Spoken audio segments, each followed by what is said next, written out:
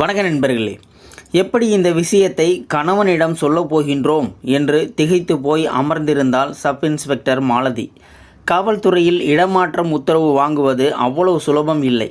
அதற்கு பல லட்சம் ரூபாய் செலவாகும் என்று அவளுக்கும் தெரியும். மதுரையில் ஆர்டிஓ அலுவலகத்தில் பணிபுரியும் அவள் கணவன் கை நிறைய சம்பளமும் பை நிறைய கிம்பளமும் வாங்குபவன். எத்தனை லட்சம் ரூபாய் ஆனாலும் தானே கொடுத்து விடுவதாக சொல்லி இருந்தான். திருமணமாகி ஓராண்டு தனித்தனியாக வாழ்ந்து வார இறுதி நாட்களில் சந்திப்பு என்ற நிலைக்கு பழகி கொண்ட பின் எல்லா நாளும் கணவனுடன் இருக்கலாம் என்ற செய்தி மாலதிக்கு இனிக்கத்தான் செய்தது. ஆனால் அதற்கு இப்படி ஒரு விலையா? தன்னுடைய இடமாற்ற உத்தரவுக்காக கேட்கப்பட்ட விலையை கணவனிடம் சொல்வதா வேண்டாமா என்ற குழப்பம் இருந்தது. மாலதியின் புருஷன் மணி இயற்கையிலேயோ கோபக்காரன். இதை கேட்டு ஏதாவது அசம்பாவிதம் செய்துவிட்டால்? மாலதியின் அலைபேசி அழைத்தது. ஏடிஎஸ்பி சேகர் பேசுகிறேன். Good morning sir. சாஸ்திரி நகரில் ஒரு அப்பார்ட்மெண்ட்டில் மசாஜுங்கிற பேரில் விபச்சாரம் நடக்கிறதா தகவல் வந்திருக்கு. எஸ் சார், பகல்லையே நடத்துகிறாங்களாம். நீங்கள் சரியாக 11 மணிக்கு அங்கே போங்க. கையும் களவுமா ஆளுங்களை பிடிச்சிட்டு வந்துடுங்க. Yes sir.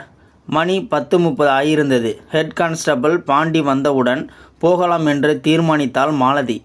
இந்த பாண்டிதான் அவளுக்கு ஆதரவாக இருக்கின்றான். மதுரைக்கு பணிமாற்றம் வேண்டும் என்ற அவள் விண்ணப்பம் பல நாட்கள் கிடப்பிலேயே கிடந்தது. பாண்டிதான் அது இருக்கும் இடத்தை மோப்பம் பிடித்து அதை கொஞ்சம் கொஞ்சமாக மேலே நகர்த்தினான். அந்த உத்தரவில் கையெழுத்து போடும் வல்லமையுடைய அதிகாரியின் மேஜைக்கு அந்த விண்ணப்பம் போனவுடன் அவளை அழைத்து கொண்டு அந்த அதிகாரியை பார்க்க போனான். அவனை வெளியே இருக்க சொல்லி மாலதியிடம் தனியாக பேரம் பேசினார் அந்த உயர் அதிகாரி. நீங்கள் மதுரைக்கு டிரான்ஸ்ஃபர் கேட்குறீங்க. பொதுவாக இதுக்கு இன்றைக்கி ரேட்டு 20 லட்சம் ரூபா. ஆனால் உங்ககிட்ட நான் அதை கேட்க போகிறதில்ல. அதை என்பதில் அவர் கொடுத்த அதிகப்படி அழுத்தம் அவர் எதை கேட்கப் போகின்றார் என்பதை அவளுக்கு கோடிட்டு காட்டியது. அசிங்கமாக சிரித்தபடி அதைவிட அசிங்கமாக பேசினார் அதிகாரி. நான் அந்த விஷயத்தில் கொஞ்சம் வீக்கு. இல்லை, அந்த விஷயத்தில் நான் ரொம்பவே ஸ்ட்ராங்கு. சந்தேகம்னா பீச் ஸ்டேஷன் இன்ஸ்பெக்டர் செண்பகலட்சுமி கிட்டே கேட்டு பாருங்களேன். அடுத்த வாரம் நான் கொடைக்கானல் போகிறேன். நீங்கள் என் கூட வரணும். 4 நாள் தான். உங்களுக்கு டியூட்டி மார்க் பண்ண சொல்லிடுறேன். திரும்ப வந்தவுடன் உங்கள் டிரான்ஸ்ஃபர் ஆர்டர் ரெடியாக இருக்கும். என்ன சொல்கிறீங்க? என்ன சொல்லுவது? இப்போ ஒன்றும் சொல்ல வேண்டாம். 2 நாள் யோசிங்க. டிரான்ஸ்ஃபர் வேணும்னா இந்த நம்பருக்கு ஃபோன் பண்ணுங்க. இப்போ நீங்கள் போகலாம். பேய் அறைந்ததை போல் வெளியே வந்தாள் மாலதி. இதை யாரிடமும் சொல்லக்கூடாது என கங்கணம் கட்டி கொண்டாள். அவள் சொல்லாமலேயே கண்டுபிடித்து விட்டான் பாண்டி. பணம் தவிர வேற ஏதாவது கேட்டாரா மேடம்? உயிரில்லாமல் தலையாட்டி நடந்ததை சொன்னாள். யதார்த்தமாக யோசித்து பார்த்து முடிவெடுங்க மேடம். இந்த ஆள் சொன்னால் கரெக்டாக செஞ்சிருவார். அந்த விஷயத்தில் நேர்மையான ஆள். என்ன இலவு நேர்மையோ என்று அழுத்து கொண்டாள் மாலதி. என்ன மேடம் யோசனையில் இருக்கீங்க? பாண்டியின் பேச்சு அவள் நினைவலைகளை கலைத்தது. பாண்டி, 4 லேடிஸ் கான்ஸ்டபிள்களை கூட்டிக்கிட்டு உடனே கிளம்பணும். பிராத்தல் ரைடு செய்ய போகிறோம். எங்கே மேடம்? அடையாறு சாஸ்திரி நகரில். விலாசத்தை சொன்னாள். அங்கே வேண்டாம் மேடம் வலிந்தான் பாண்டி. ஏன்யா? நான் அவங்க கஸ்டமர் மேடம். எனக்கு ரெகுலராக ஒரு ஆள் வரும். சரோஜான்னு பேர். சூப்பர். உனக்கெல்லாம் எவன் போலீஸில் வேலை கொடுத்தது? தன்னை தகாத உறவுக்கு அழைத்த அதிகாரியிடம் சொல்ல முடியாத வார்த்தைகளை பாண்டியிடம் சொன்னாள் மாலதி. மதியம் 1 மணி. சாஸ்திரி நகரில் சற்று ஒதுக்குப்புறமாக இருந்த வீட்டில் நடத்திய அதிரடி சோதனையில் விளைவாக 4 அழகிகள் மற்றும் தொழில் நடத்தி கொண்டிருந்த நடுத்தர வயது பெண்மணியை ஜீப்பில் அள்ளி போட்டு அழைத்து வந்தனர். மற்றவர்கள் அடங்கி ஒடுங்கி இருக்க பாண்டியின் ஆளான சரோஜாதான் துள்ளி கொண்டிருந்தாள். யோ, என்னையா யாரும் வரமாட்டாங்கன்னு சொன்ன? நெளிந்து கொண்டிருந்தான் பாண்டி. ஏய், மரியாதையே பேசு. அவரே ஹெட் கான்ஸ்டபிள் தெரியும்ல. அவர் என்னோட கஸ்டமர். அது உங்களுக்கு தெரியுமா? வாயை மூட்ரி. ஏன்க்கா கோச்சிக்கிறீங்க? முன் சீட்டில் அமர்ந்திருந்த மாலதி திரும்பி சரோஜாவின் முகத்தில் அடித்தாள். அடியின் வேகத்தில் நிலை குலைந்து விழப்போனவளை மற்ற பெண்கள் தாங்கி பிடித்தனர். யாருக்கு யாரடி அக்கா? இன்னொரு தரம் அந்த வார்த்தையை சொன்னால் அறுத்துருவேன். சரிக்கா, இனிமே அப்படி சொல்லலை. மீண்டும் ஒரு முறை திரும்பி தன் பலத்தை எல்லாம் திரட்டி சரோஜாவை அடித்தாள் மாலதி. இன்னொரு தரம் அந்த வார்த்தையை கேட்டேன், கொலையே செஞ்சிருவேன். ஸ்டேஷனுக்கு வந்தவுடன் மாலதி முன் தலையை சொரிந்தபடி நின்றான் பாண்டி. என்னையா? மாலதியின் குரலில் எரிச்சல் இருந்தது. மேடம், அந்த பொண்ணை மட்டும் விட்டுருவோம். எனக்காக ப்ளீஸ். ஏன், உன் ஆளுங்கிறதுனாலையா? அப்படின்னா அவளை இங்கேயே வச்சு மாலை மாற்றி கல்யாணம் பண்ணிக்கோ. அவளை விட்டுடுறேன். என்ன சொல்கிற? லாக்கப்பில் இருந்த சரோஜா பலமாக கைத்தட்டினாள். Super echo! தன் கையில் இருந்த தடியை சரோஜாவை பார்த்து தூக்கி எறிந்தாள் மாலதி. நொந்து போன முகத்துடன் விலகி சென்று விட்டான் பாண்டி.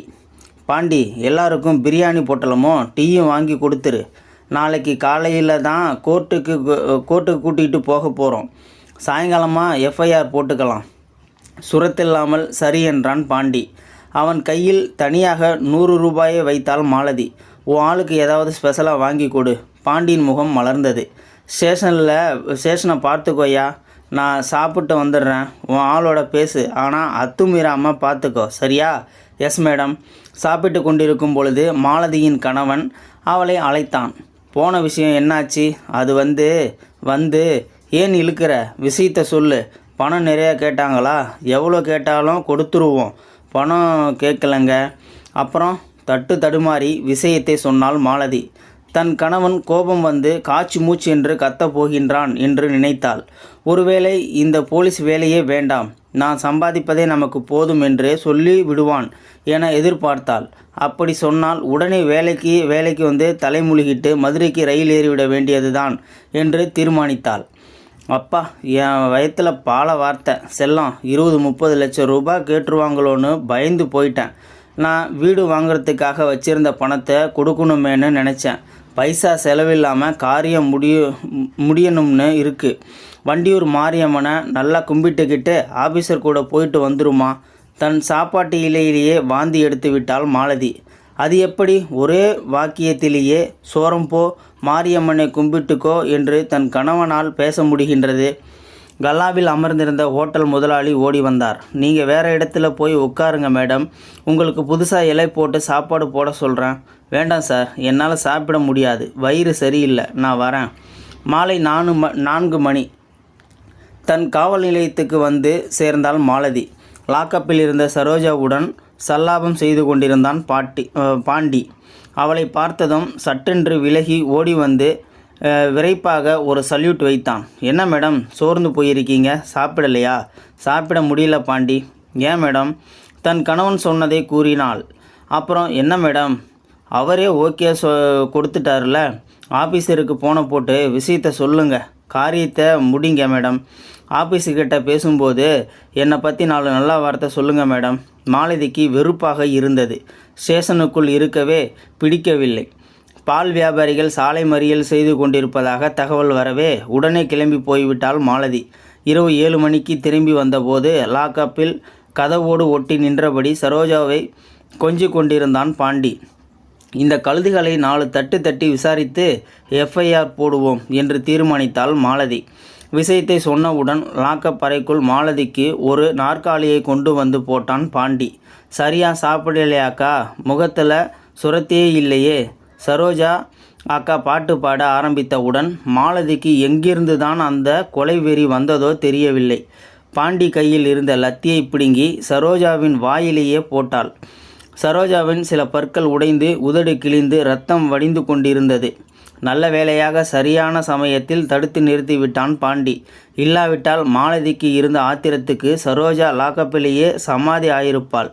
காசுக்கு முந்தி விரிக்கிற கழுதைக்கு என்னோட என்னடி அக்கா உறவு? இனி ஒரு தரம் அக்காங்கிற வார்த்தையை கேட்டேன், கொலை செஞ்சிருவேன். சரோஜாவுக்கு தாங்க முடியாத வலி. கண்கள் நிரம்பி விட்டன. தன் கைகளால் அடிப்பட்ட வாயை மூடியபடி மாலதியை கோபத்துடன் முறைத்து பார்த்தாள். வேசித்தனம் செய்கிறவளுக்கு அக்கா உறவு கேட்குதாக்கும். அதற்கு மேல் சரோஜாவால் பொறுக்க முடியவில்லை. கையை வாயிலிருந்து எடுத்தாள். நீ செய்கிறது என்னவா? பூட்ஸ் அணிந்த கால்களால் சரோஜாவின் இடுப்பில் மாறி மாறி உதைத்தாள் மாலதி. சும்மா இரு கழுத. சரோஜாவை அடக்க முயன்று கொண்டிருந்தான் பாண்டி. நான் காசுக்காக படுக்கிறது வேசித்தனம்தான். நீ டிரான்ஸ்ஃபருக்காக ஆஃபீஸரோட படுக்க நினைக்கிறது பத்தினி விரதமா? நானாவது சோத்துக்கு இல்லாமல் செய்கிறேன், நீ இன்னும் சுகமாக வாழணும்னு செய்கிற. அதுக்கும் உன் புருஷனே உடந்த. து என்று சரோஜா துப்பிய போது இரத்தத்தோடு சேர்ந்து அவளது உடைந்த பற்களும் கீழே விழுந்தன. அவளை மிதிப்பதற்காக மாலதி தூக்கிய கால் அப்படியே அந்தரத்தில் நின்று கொண்டிருந்தது. பின் மாலதி விடுவிடுவென்று வெளியே போய்விட்டாள். பாண்டி, எல்லாத்தையும் வெளியே விட்டுறியா? எஃப்ஐஆர் போட வேண்டாம். மதியம் நாம் அங்கே போகும்போது யாரும் இல்லைன்னு சொல்லிடு, புரியுதா? மற்றவர்கள் விட்டால் போதும் என்று ஓடிவிட்டனர். சரோஜா மட்டும் தயங்கி மாலதியின் இருக்கைக்கு வந்தாள். நிமிர்ந்து பார்த்தாள் மாலதி. சரோஜாவின் உடம்பு அந்த தொழிலுக்கே உரித்தான வாலிப்புடன் இருந்தது என்றாலும் முகத்தில் அதீதமான வாட்டம் இருந்தது. புருஷன்தான் சொல்கிறானேன்னு ஏடா கூடமாக எதுவும் செஞ்சிடாத. ஆம்பளைங்க அது மறக்கவே மாட்டாங்க. நீங்கள் 2 பேரும் தனியாக இருக்கும்போது ஆஃபீஸர் உன்னை அங்கே தொட்டானா இங்கே தொட்டானன்னு அசிங்கமாக கேட்டுக்கிட்டே இருப்பான். நான் வர்றேன்க்கா, இந்த முறை சரோஜா அக்கா என்று அழைத்தபோது மாலதிக்கு கொஞ்சம் கூட கோபம் வரவில்லை. வீடியோ பிடிச்சிருந்தா ஒரு லைக் பண்ணிக்கோங்க. இந்த வீடியோ முடிஞ்ச அளவுக்கு மற்றவங்களுக்கும் ஷேர் பண்ணுங்கள். அப்படியே நம்ம சேனலை சப்ஸ்கிரைப் பண்ணிட்டுருங்க. மறக்காமல் பெல் சிம்லையும் கிளிக் பண்ணிக்கோங்க. நன்றி, வணக்கம்.